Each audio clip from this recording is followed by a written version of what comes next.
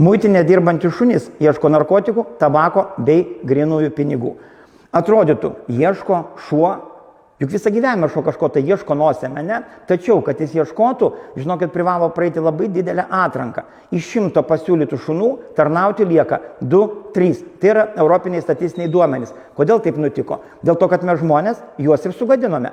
Juk žmogus šunį prijaukino kam? Kad būtų kažkokia tai naudinga veikla iš jo, kad jis tikrai tarnautų žmogui. Kuo toliau, to vis mažiau šunys kažką tai atlieka ir kasgi būna su to organu arba su to instinktu, kuris nefunkcionuoja, jisai prapuola. Koksgi instinktas reikalingas darbiniam šuniui? Ogi begalinis didelis noras medžioti. Tai yra vėlgi, tai ne višta, tai ne katė, tai ne dviratininkas važiuojantis keliu, o būtent viskas tas, kas juda šeimininko rankose. Jis turi be proto norėti medžioti. Tai būtent tokie šunys tam yra atrenkami. Dabar iškart noriu pabrėžti, kad kai aš jau paminėjau, kad narkotikai, tabakas bei grynieji pinigai. Jo, ir daugelis manęs klausia, o tai šuo, kuris ieško narkotinių medžiagų, jisai vargšas, jo man gaila, nes jis yra jais maitinamas. Tikrai ne, juk aš paminėjau, kad ir tabaką, ir grynosius pinigus. Tikrai nieks grynaisiais pinigais šunų nebešeria. Lygiai taip pat ir narkotinėmis medžiagomis tikrai šunų nieks nebešeria.